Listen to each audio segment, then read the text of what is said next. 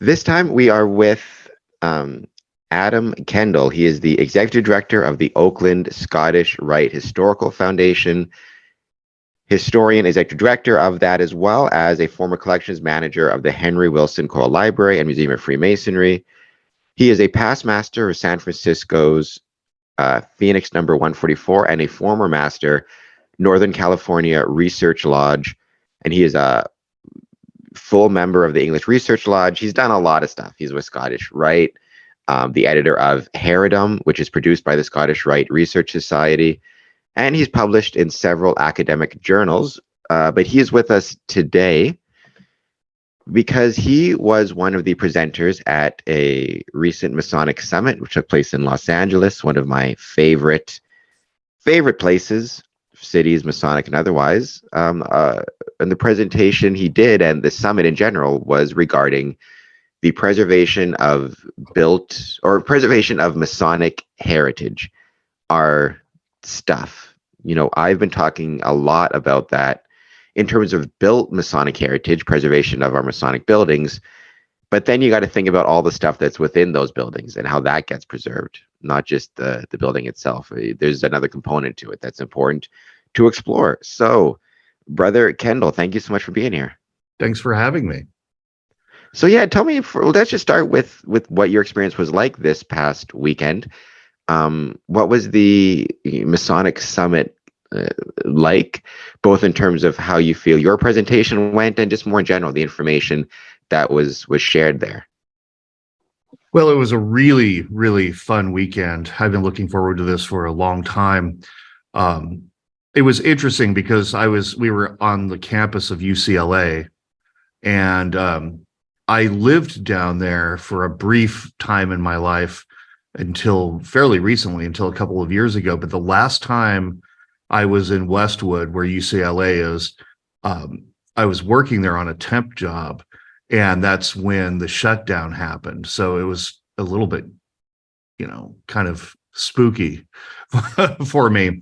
But it was a real pleasure to be back down there. I live now in the San Francisco Bay Area, where I originated. But it was a real honor to speak with such a distinguished lineup. We had Mark Dennis he's the curator from the Library and Museum of Freemasonry in London.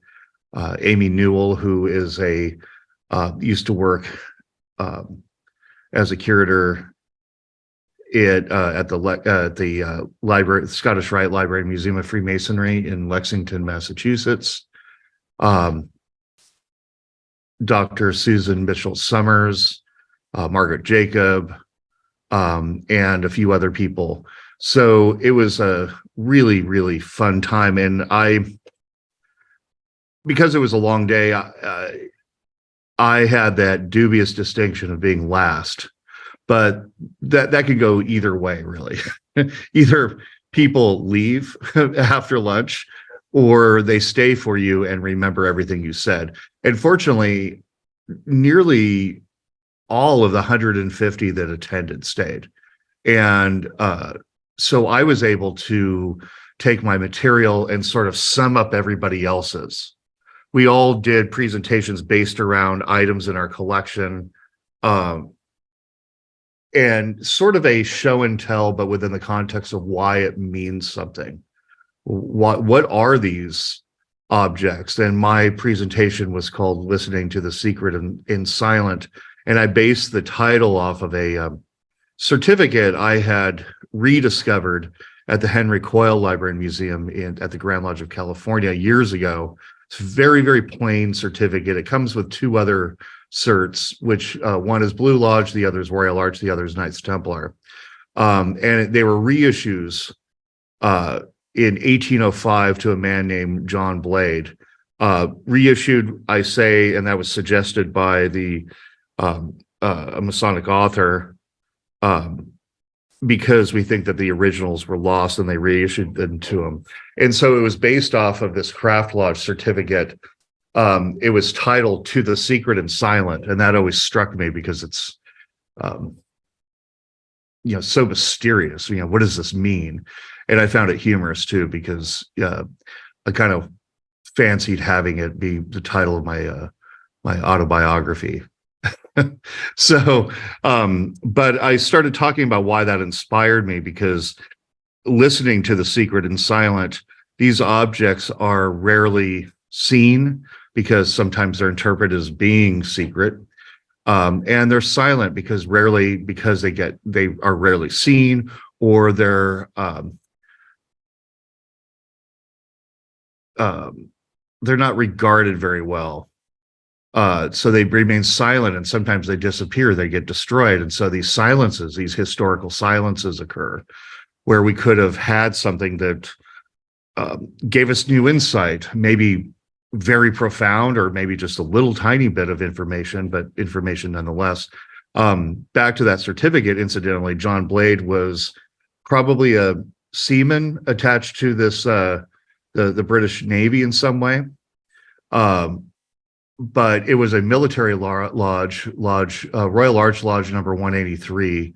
It was on the Register of the Ancients Grand Lodge, and it was issued in 1805 in Valenciennes, France. Well, what's an Englishman doing in Valenciennes, France in 1805? Well, that's the Napoleonic Wars. And this man was in a prison camp during the Napoleonic Wars and was allowed to go to lodge. They had these men suffered terribly, but some of them were allowed to attend lodge. So this was a real interesting piece of history that was unlocked by just sitting there and reading a very simple piece of paper with fancy writing on it. There were no Masonic symbols drawn on it. There was a ribbon with a seal, but that was about it. It was all handwritten, and it could easily be disregarded. Okay, pretty handwriting, but it's, very homely as an object and passed over as just a piece of paper. And how many of our artifacts are like that? How many are passed over without being seriously regarded, without picking it apart, looking at the names, looking at the dates, making connections of the locations, asking why? So I started off with that, and then I spoke to the audience about what it means to think historically, and thinking about context and causality and change over time, et cetera. And not as a test for them, but to just kind of keep that in mind as I went through this slideshow, how history has context, change over time, causality, et cetera. So it was fairly instructional, but I think all of our instruction was in a fun way. It is complex. It's too difficult to do in an hour-long talk or an 8-hour symposium. But I think, as daunting as the subject is about preservation or interpretation, restoration, et cetera, it gave the brothers and the other guests there a better idea of not only the task at hand for them, but that there is interest, there's support. There is a serious movement amongst historians to really regard these fraternal treasures and to regard fraternal objects, not just books and other documents, but actual three-dimensional objects as primary sources. So I think they were greatly enlightened, and if not a bit overwhelmed at one point. So that's a summary, as best as I can give at this point. The preservation of Masonic material culture, whatever form that takes, you discussed preservation of certificates. It could be records. It could be aprons, regalia, jewels, just other items, right? There's a wide range of Masonic products out there, gavels, whatever it might be.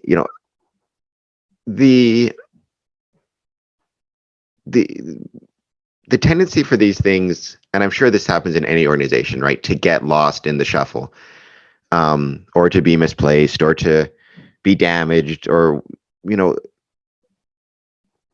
what are in your experience in Freemasonry, or with your current position, or with your travels, right? Like, what are some things that lodges and buildings can be doing to try and prevent that kind of natural entropy of these items? Um, is it a matter of assigning a special committee every few years, having a spring cleaning? Like, what can lodges do to kind of stop the tendency for these pieces of Masonic history to, like I said, be lost, be damaged, wind up in a pawn shop? How do you go about doing that on a lodge level?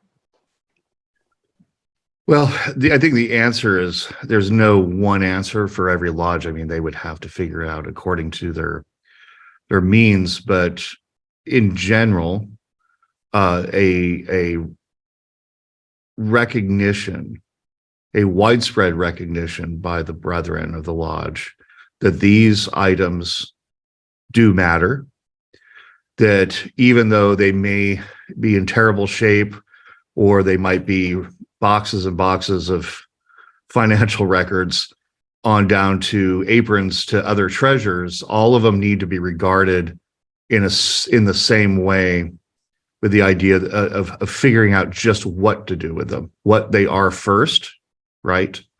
And then what next after that, to assess where they are. Are they safe? Meaning, are they free from moisture or damage, fire, theft, any kind of damage? And if not, figuring out a way to put them in someplace safe, and then assessing just if it's in their means to do this in-house. And I would deign to say that it may not. Even the most enthusiastic brother, who loves Masonic history, may not be apprised of some other, some wider knowledge of not only Freemasonry itself, but what to do with these items. And so, admitting that and calling in people who may know. There's historians or people who specialize in these items, and may do, maybe a little bit of a homework assignment to find someone in the local area, or probably nationally. They can point you. And I would say reach out to someone who's dealt with this on a national level, or is fairly well known. That way they can point you to someone in your local area, if there is someone who exists, and they're usually free with their knowledge. When I first started out, I just started cold calling people, and they were very interested in what we were doing and very free with their knowledge. So even at that time, I mean, I've since gone on and gotten a graduate degree, but at that time I had not yet. And it didn't really matter. It meant what was most important was that I got the right information to save it, because ultimately what is needed is the preservation of these items. Now, I tend towards the history part of it than actual, I'm not a preservationist, although I do have to do some of that aspect with what I do for my job. I'm sort of a one-man show, so I have to do pretty much all of it. But learning the basics of it, asking a lot of questions, admitting when you don't have the answers. Any group is like that, but we as Masons sometimes like to feel like we know all of it, and we just don't. And it's okay to go out and ask questions. And also, here's the one thing, we spoke about this before we started recording, is getting support. Now, if it's a big job, and preservation does cost money. In fact, it costs a lot of money sometimes. Not throwing the entire amount at your lodge and letting them freak out from sticker shock. It's best to have a committee, to set a plan in motion, to have it in phases. That way the cost is broken up over time, and this will take time. So to not try to do it all in a weekend, and to resist insistent people that you should do it in a weekend or a week or a month, because depending on what you have, it's not going to take any of that time. It's going to take longer to do it responsibly. and the job really demands that it be responsible and not just a careless, oh, this is in the paper pile, this is in the photograph pile, and what is this stuff? I don't know what it is. Put it aside or throw it away. We have too many of these. Even the things that we have that are duplicates need to be regarded and to be assessed and then put into, identified as a duplicate, but then you need to figure out what are its qualities, because sometimes, say with a book, it may be a first edition rather than the third edition, but it's a duplicate nonetheless. So you have to figure out just what these are. What are its qualities? From size to weight to contents to the maker, etc. So you may not want to throw all of this on that one excitable person either. So that's a lot to think about, but I believe to be successful in this, initially what it amounts to an archaeological dig, you need to have responsible people who have some knowledge or are willing to find out and work according to, established practices. And then there's the tension or conflict, I think, that exists in Freemasonry right now, or amongst Freemasons, when it comes to how open a lodge or a Masonic body should be with its material culture, with its stuff. Some Masons seem to have a approach of, if they do want it to be preserved, or they do want it to be preserved, they'll want it to be preserved in-house and not shown to the public.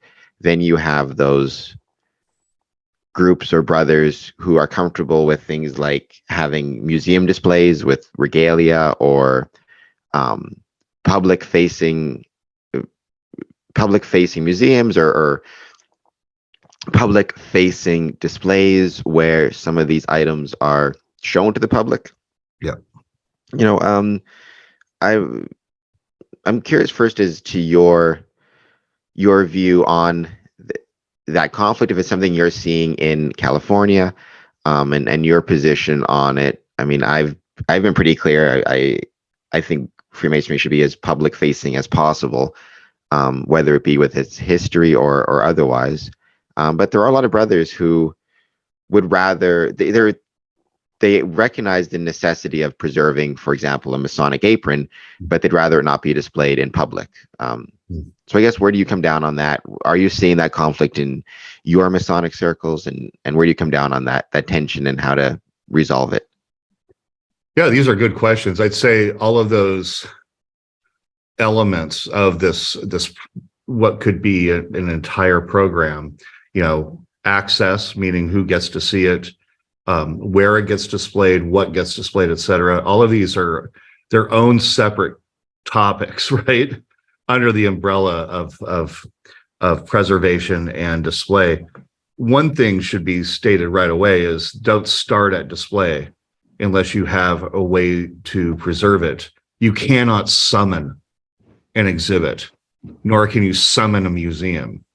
So you can't just, I know that there's a tendency of, we have to do this, we have to show everybody. Well, you have to figure out what you have first, right? Now that brings us to access. What gets seen and by whom? There are strange notions about certain aspects of Freemasonry. I personally wouldn't display necessarily a modern ritual, one that is alive and work today. But if it's old and out of date, you could possibly, but you would have to have some other kind of interest. Why are you showing it? What story are you trying to convey? What you don't want to do is display items that are just random. Nobody will understand what you're trying to do if there's no narrative that goes with it. I've seen cases of stuff basically where it's just this jumble of things, the history of a lodge, and that's nice. That's very sweet. But what are you actually looking at? If it's a case filled with, four shelves of crumpled aprons and gavels and trowels. I do have a funny story about this though.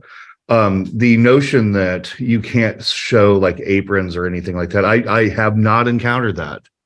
I don't think at all. I've heard people talk about it, although I haven't. And it would be very strange if I did, because I think for the most part, at least here in California and elsewhere around at least the continental United States that I've been in, there hasn't been a real problem. And even when I've gone up your way, like in British Columbia, there's a Masonic Museum in Vancouver, and these items are proudly displayed to tell the story of, a fraternal organization that has a grand and glorious history. When I used to display at the Henry Coil, it was a fairly small museum, and library, but there were a lot of art. There was a huge archive that did not have any public access, because it was, where everything is preserved, it's kept, it's analyzed, and you can't have tours through there. But the public area, people would come in, and instead of getting that ever popular 5-minute elevator speech that we all talk about, right? I like to talk. So maybe they got more of me than they expected. But I do know when they walked out, that notion that, oh, what did Grandpa do? They had something more than that. That even though their grandfather may not have approached Freemasonry in that way in the 1940s or 30s or whatever time period he lived in, but he was part of a movement that had such a broad scope internationally and many different facets, many different expressions. And I think that when people see the breadth of it and the variety of the artworks and how it corresponds to cultural trends, Freemasonry doesn't create anything. It absorbs everything else. And that makes it beautiful. That makes it sound terribly unoriginal, but that's a depressing way to look at it. It actually absorbs culture, interprets it in a certain way, and then it kind of freezes it in amber. And we always have it in Freemasonry, even though we may have lost the meaning. That's the joy of studying these kinds of items. So in that respect, given that, if anybody was kind of tripped out about showing something and against it, I would vociferously disagree, unless, again, it's something that's used currently in ritual. I mean, I do respect the secrecy and the silence, right, that we promote, but it goes deeper than that. And yes, the ritual and modes of recognition are secret or private, and that's better that way. I mean, because if they were shown to anybody, because it's experiential, it would be absolutely meaningless to the average person. What are you going to do with that? I think some people would like to get out of parking tickets or feel like they rule the world, but it doesn't get them access to anything. But still, we keep those private. And I would never show these things. However, I have to be careful, because I do have artworks in books that show their exposés, right? And so they show what's going on in a Masonic lodge in the 18th century. And many of these, despite the diversity of rituals, there are certain things that are very similar that what we use today, even in California. So I have to watch what I show sometimes without giving away too much. But I do find that the artworks that some may say, well, you can't show a tracing board or a degree chart. Yeah, maybe originally they're not intended to be public, but Freemasonry has always played with that public-private. And even today, where we really take a lot of great delight in showing people things, even surreptitiously, or look at this ring, you kind of tantalize people with it, or have parades dressed in our regalia, which is an outward form of community involvement. So some of these ritual items, we know the proper application of them and how they're explained ritually or ceremonially. The public does not, but it has a certain power. It has an attraction. If you could bridge that gap of what we know and what we can say, and to meet them in the middle ground and meet their fascination, meet their intrigue, I think that people will have a better understanding of the fraternity. And that's how, if you were hoping to get members, that's how you do it. rather than a card or, hey, we're cool guys. It's through engagement. It's to meet people's interests rather than dismiss them or make a terrible way of, making a terrible job of explaining something. I think for most people, even myself, before I was a Mason, you see particularly the 19th century art styles. It has a certain quality to those images, to that style. And with fraternal art, we're endless, we're perennially attracted to this stuff. You see it has a power to it. You're like, what is that? These, eyes peering out of a cloud, and just how they're done from that time period. And there's a lot of that in California from the 19th century, mid 19th century. And so it's intriguing for people. You want to know more, right? So should that be secret? Should we play at that, trying to make that secret when it really hasn't ever been? We may also forget too that early American aprons were likely made by women.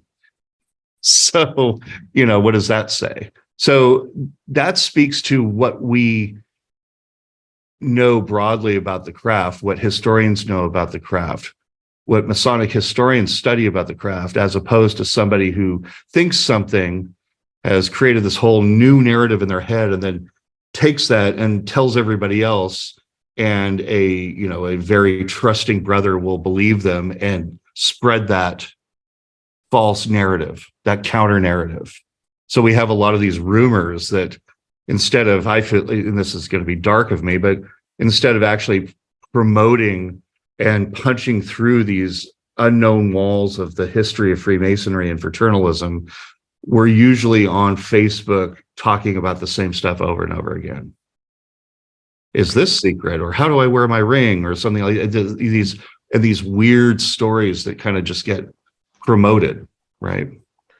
So, well, I think Freemasonry, I've talked about this on the podcast and off the podcast. There's probably no organization has played with that public, private, open, secret line and kind of hopscotched back and forth over it more so than Freemasonry.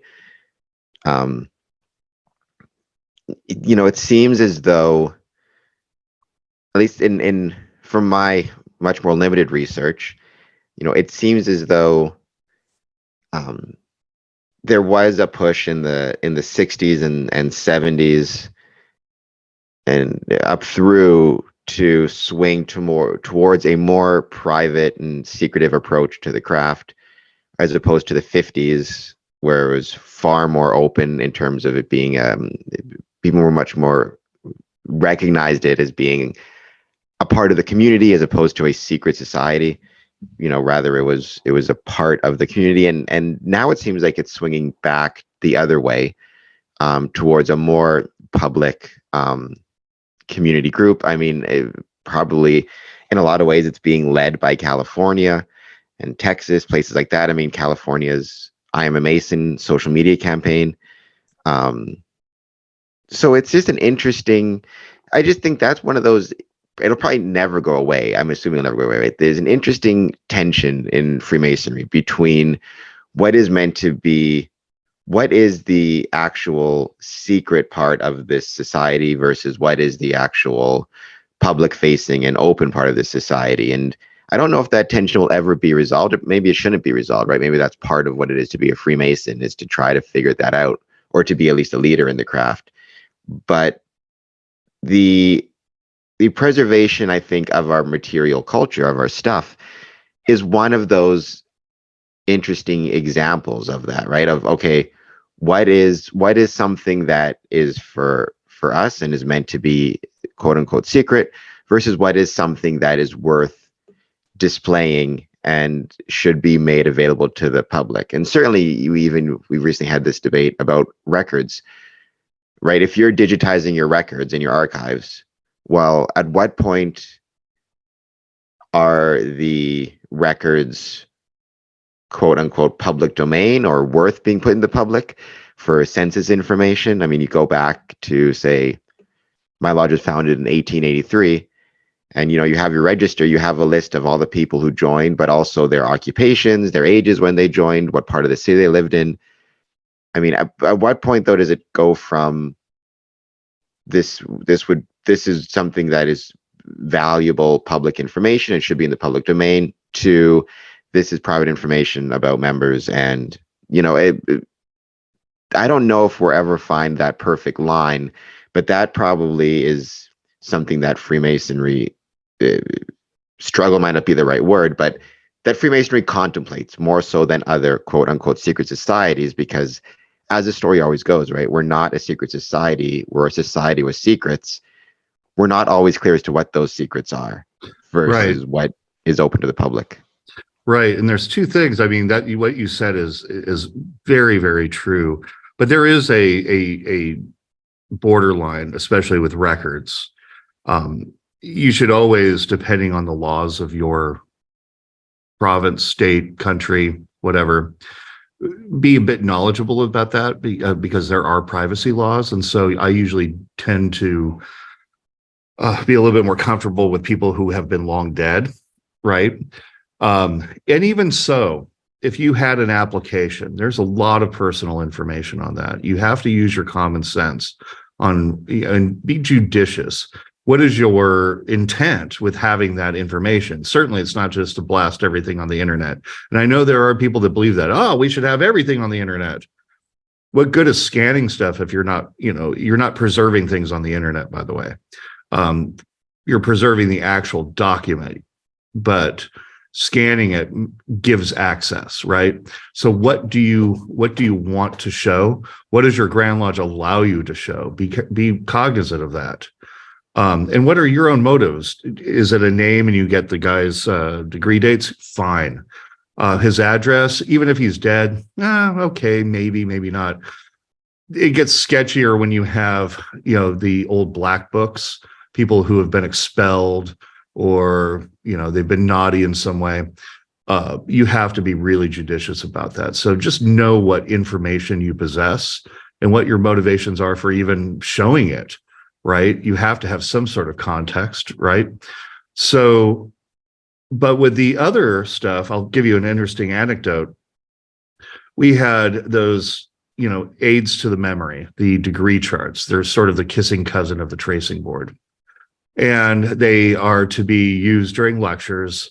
And at one point, we had a movement that some people felt that, and this was in the past, by the way, felt that these charts, which are hieroglyphical, were reveal too much and shouldn't be shown at all, because you should not write, indict, etc. You can't write anything down or show anything. And so they took it very literally and said that you can't use them anymore. And then lodges started just abandoned them. A lot of them threw them in their attics, or some were thrown away.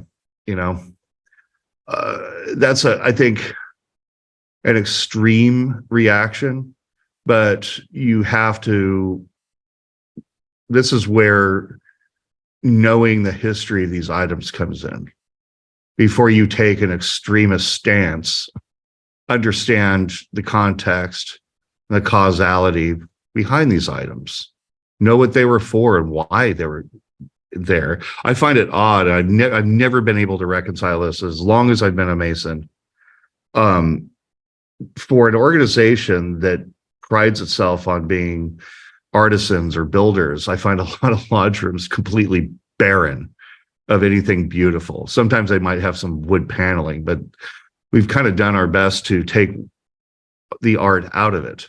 And that might be because, well, it's a rental, but why can't you have beautiful things, right? And that goes along with, that goes towards why we preserve buildings as an artifact. I can talk a little bit about that too. Well, I mean, preservation of buildings, that's kind of a whole other It's a separate kettle thing, of fish, because I mean, that's something that I've been focusing on quite heavily with, we have a lot of projects happening here. We'll be talking a lot about preservation of the Windsor Masonic Temple next year. But that's because then you run into the challenge of what do you mean by preservation? I mean, because there's preservation in terms of use.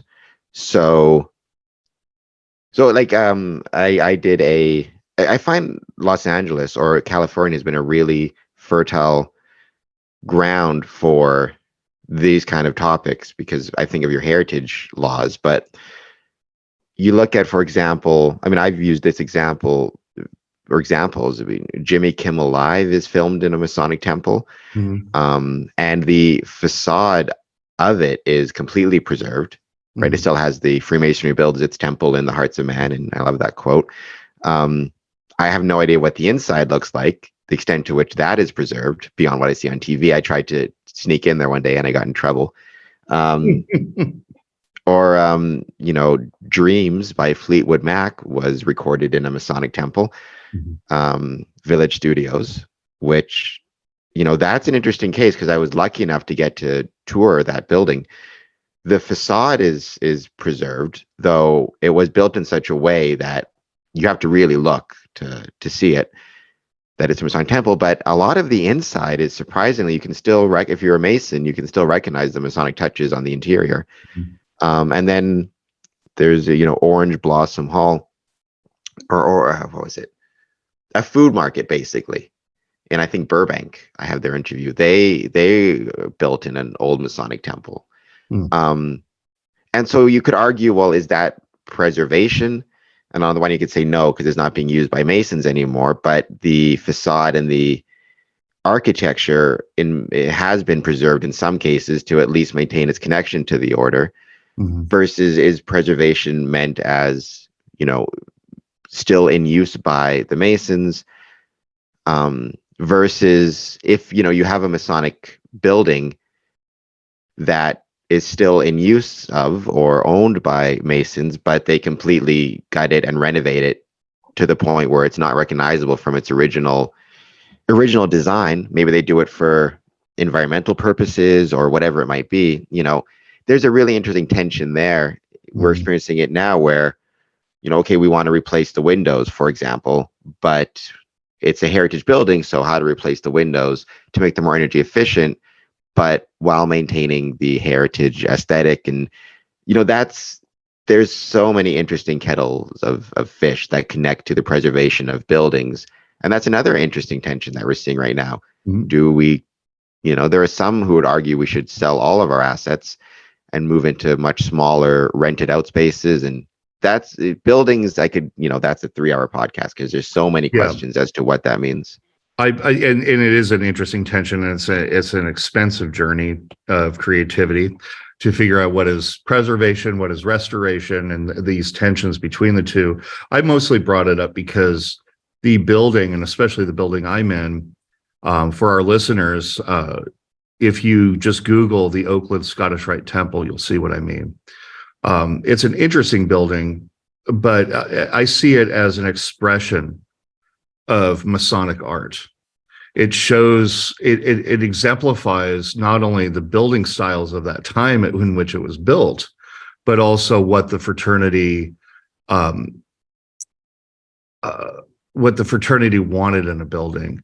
Ours is peculiar because it was originally with a classical facade, and now this was finished in 1927, but that yet it was still using classical or Beaux-Arts style, which had long gone out of date. But if you look around, do a survey of Masonic temples, especially Scottish Rite temples around the United States, they tend towards the classical in architectural styles, and they almost seem to mimic the house of the temple at times. Um, but ours looked like a Greek temple, and then I don't know if they didn't care, or I have to say I do not want to believe that the architects, because the architect himself had built several Masonic temples, that he didn't know anything about salt air. And we're on the banks of Lake Merritt, which is a saltwater lake. So the wind blows off of it. And so the travertine marble eroded within 10 years. So they had to put a new facade on it. They had to recase it. And so that happened in about 1936. So it's solidly deco on the outside, but 100% not on the interior. So it's very confusing for people, and people like to say, "Oh, it's a deco building." Only the exterior is. But inside it exemplifies the fascination with Italian Renaissance and other classical flourishes. They thought a lot about it, and it's not just, oh, let's have a room that's mimics the Palazzo Davanzati, but let's bring all of these interesting styles into Oakland, California, and mix them in with these other themes and these other parts of the building. It's an expression of symmetry and order. It's evocative of a different time frame. So I think it is an artifact. We can learn a lot by studying why they did certain things, why they chose certain images. It's really to heighten the experience, right? You could meet in a garage as a Mason, sure, and you'd get something out of it, I'm certain, but Masons quickly started building their own, erecting their own temples, or even decorating rooms. They could be very small, but something that exemplifies what were our lessons, our mythology. It heightens the state of the candidate. It improves the ceremonies of initiation, I think, by paying attention to architecture.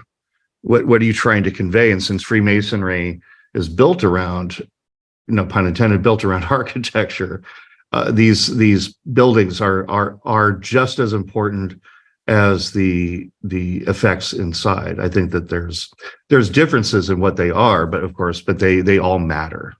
You can't have one without the other. What we've produced, such as aprons or any stuff like that, that's an expression of the craft as well, exemplifying certain ideals.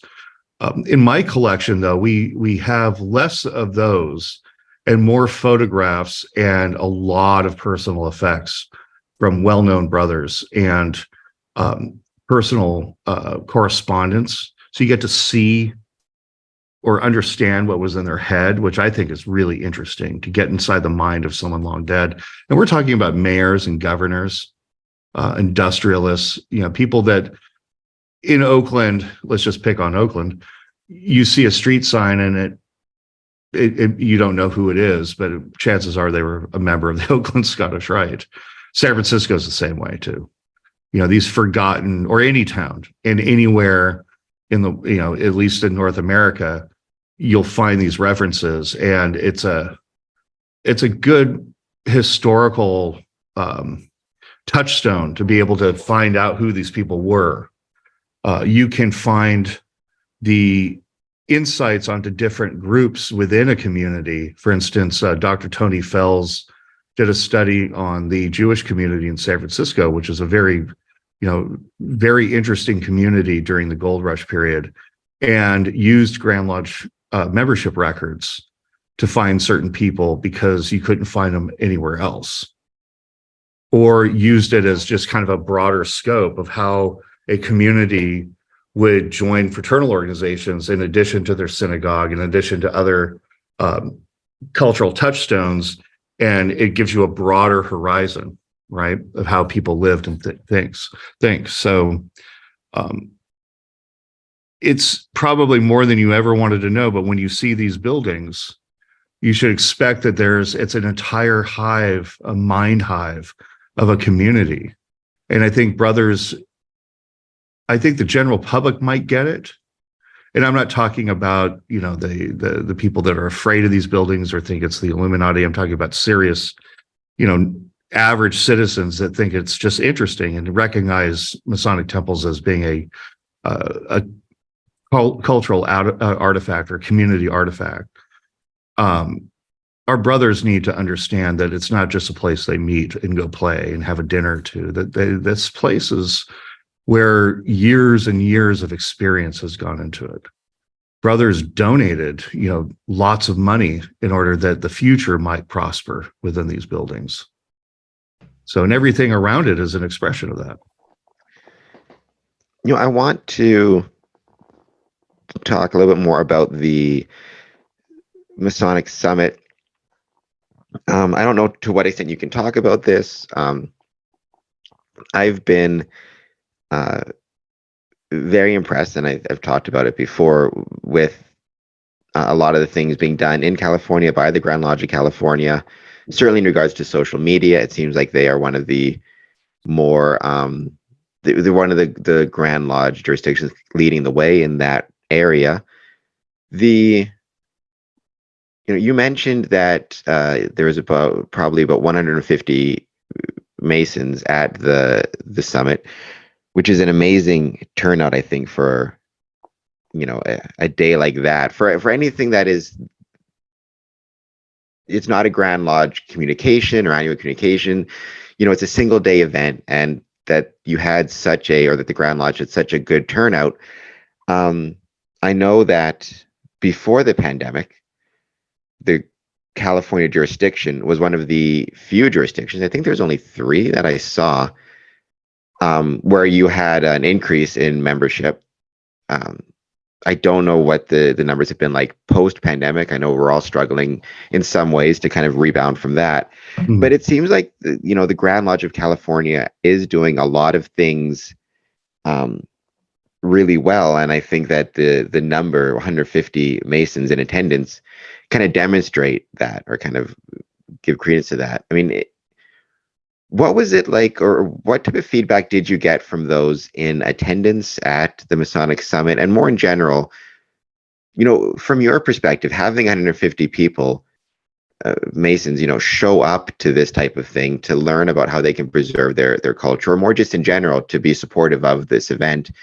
What does that say to you about Freemasonry, either in California in general, though I know it's a big state, but certainly at least, Freemasonry in the LAX area and Los Angeles, and kind of within that radius?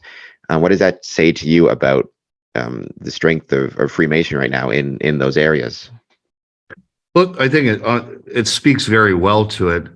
LA is a large area, so you had guys from not just the Los Angeles metro. You had guys coming down from Ventura. I think a couple San Diegans were there.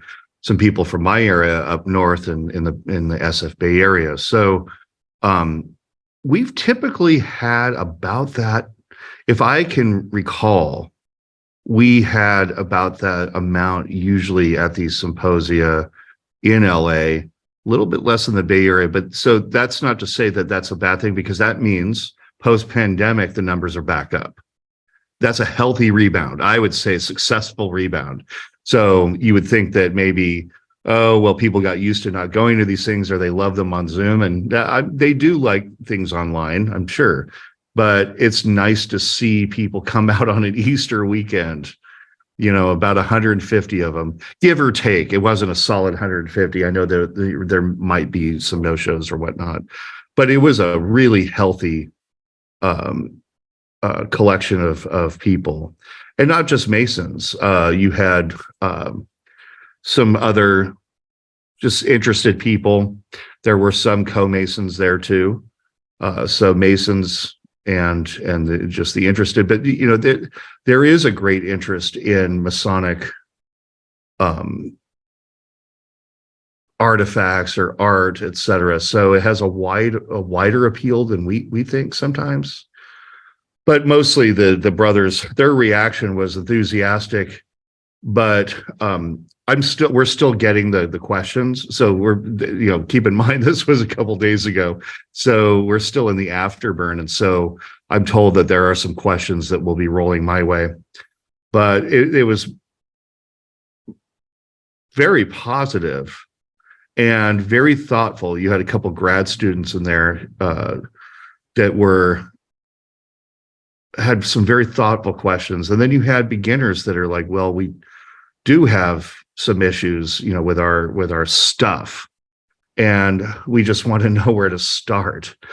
And, and that's a question you can't ignore, even though it's daunting. And maybe it's not satisfying to them if you just say, well, ask questions and just start doing it. Maybe that doesn't seem helpful, but That's the best way to start, is to, just really kind of start writing, begin writing down what you need, what you have, do your inventory, get support. And I think getting support includes calling up people like me to have an ally, because if you have brothers that just, they want to clean this closet out so they can make room for something else, that's not fair to anybody. So you need allies, and just to have a sounding board. I think it's really important now to have that openness. You were talking about the Grand Lodge in California. I think that the success stories we've had is this willingness to be open about things, be frank about these subjects. And so people, Masons or non-Masons, know that they can at least have some resource to ask questions, to reach out in a more effective manner. Because in the past, you had a few people in some groups floating about, but now more than ever, there's an interest in it. And I think other jurisdictions are taking notice of it, that this is an important cultural heritage. Now, it's still difficult, because there's still a lot of, although there's interest, there's still wheels within wheels, and not all the money can go to preserving everything. Right. And so I think now more than ever, people like myself and others are able to, maybe position themselves to assist in having grand jurisdictions or lodges be able to reach out and take this seriously. Because if you want to show people who you are, I am a Mason or whatever, this is one of the best ways to attract the public, because we have the stories, we have the histories. We have some very difficult histories too that can be addressed in the hands of the responsible. History needs to be told, but it has to be responsible too. And so it can't just be a story that you blurt out. You really have to sit back and assess what you have and tell the best story you can and analyze it so people get something out of it, not just a story. They get insight, right? So I think that, back to your comments about my state, my jurisdiction, I think that in the conference we just had, the outcome is more openness, more willingness to have these discussions, right? Some of what I had a particular object that I premiered. Nobody's seen it before except for a few people, and it has the potential for some contention. I'm no stranger to that when it comes for contentious Masonic artifacts, right? Some of my earliest papers were on Freemasonry, fraternalism, and the Klan, the KKK. So these are very, very difficult subjects. This particular object was a letter by Albert Pike, and it's a real insight into the world before the Civil War. And he's writing to a fairly well-known San Francisco doctor who eventually became a Mason, who incidentally was the father of Lily Coit, who paid for the Coit Tower, if you've ever seen that on Telegraph Hill. It's a very famous landmark. In any case, it operates on several different levels, and I can't go into all of it, but it because it's Pike and because they're dealing with Southern politics, it's really fascinating, maybe contentious for some, but it really gives yet another view into how individuals were processing the dissolution of the Union. I found that really fascinating, and to show that to people at the conference and be able to make my points through this object, this letter, and being able to not be afraid, like, oh no, what are they going to say? It's Albert Pike and it's the South and it's the Civil War, and he mentioned slavery and all of this stuff, these, potentially, contentious subjects. But if you're a responsible historian and you choose your words correctly, then and are eloquent about it, you can address these these subjects. You could be open about them.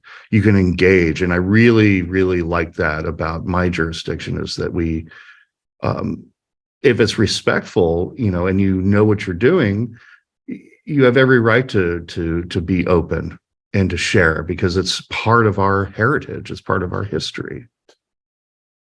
And I think that we can all do that. I mean, each jurisdiction is different, so I can't comment on any other jurisdiction but my own. But I think that as Masons, we purport to be an institution of education. So to train our educators in expressing themselves, having Freemasonry work through their own lives to transform themselves, but to be able to express that. It doesn't even need to be history. It could be their own experience, right? That becomes a part of our fabric, our historical fabric as well.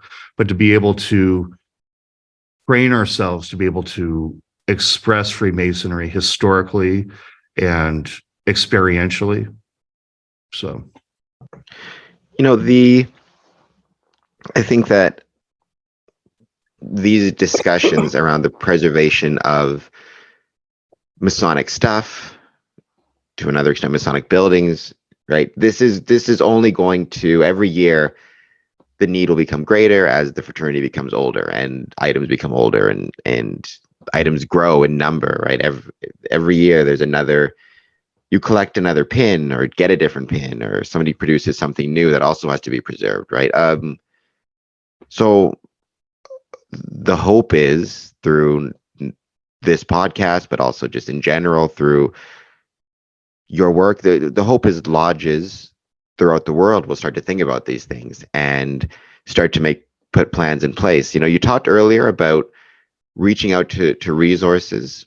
You are one such resource. If a lodge was looking at starting to preserve its material culture, its stuff, where should they reach out for as a start to get some ideas about how to do this? And who has the expertise to assist them in getting started? Great question. I would say local preservation societies are your ally. Like, for instance, I'm a member of the Oakland Heritage Alliance, or the American Association of State and Local History. That's a national organization, so anybody not in California can join this. There's others that I belong to. There's also the Masonic Library and Museum Association. Fair disclosure, I'm a past president of it, but it is a group of librarians and museum professionals that are there to be a resource and can point you in the right direction. I said local historical societies, local universities or colleges. And in fact, maybe they have some of the personal effects of some of the members of your lodge. And so there is opening the doors again between the lodge and the university is always helpful. We have one particular character at the Oakland Scottish Rite, long dead, but he's one of our founders. And we have a good number of his records here. However, UC Berkeley has the other half, right? So it's a matter of, parlaying between these two, our organization and theirs, to create a new relationship. It's really up to me to give them a call and see who would be interested in sharing about this. And I think it is our responsibility, but it's also fun, actually, because we talk about community building. This is how you can do it. I'm not a statesperson or a politician by any stretch, but I'm a historian, and I'm interested in people. So this is how I could be community oriented, right? By operating on the language, with other people who speak my language, right? So I would say start with historical societies, universities, libraries, museums, and then the Masonic Library and Museum Association, MLA, MA. Give that a go first. That's a lot, and that is a good solid foundation. Before you start buying stuff from preservation supply, stores like Gaylord or Metal Edge, they're very expensive, and so you want to know you're getting the right stuff in the right amount. But they will assist you in with some of the questions you have, guaranteed. How to start, etc., what it means to do a survey as opposed to an inventory, how to create a workable numbering system, because that's going to end up having to be that way. What sort of collections management software, if any, that you might want to use. And I certainly can, I can't give you all of the suggestions, on what, because I only have the stuff that worked for me at the time. So you have to analyze your own needs, but it just does help to talk to people. It always helps to talk to people. I think that's a good lesson, certainly Masonically, but just in life. But thank you so much for taking the time to be on the podcast. Anybody listening, if you get the chance,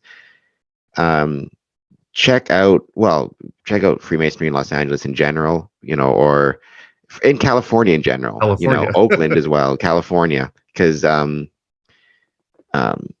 you check out, if you can, the Oakland Scottish Rites. Like, all these places are really cool, and California has a really cool Masonic history and Masonic heritage to it that's really fascinating. So check that out, and thank you so much for being on the podcast. I really appreciate it. Yeah, thank you. Really. Yeah, that's great. I had a great time. And I really enjoyed this podcast because of the questions you ask, and you really get to the heart of the matter. And so, keep up the good work, and I'd be happy to come on again.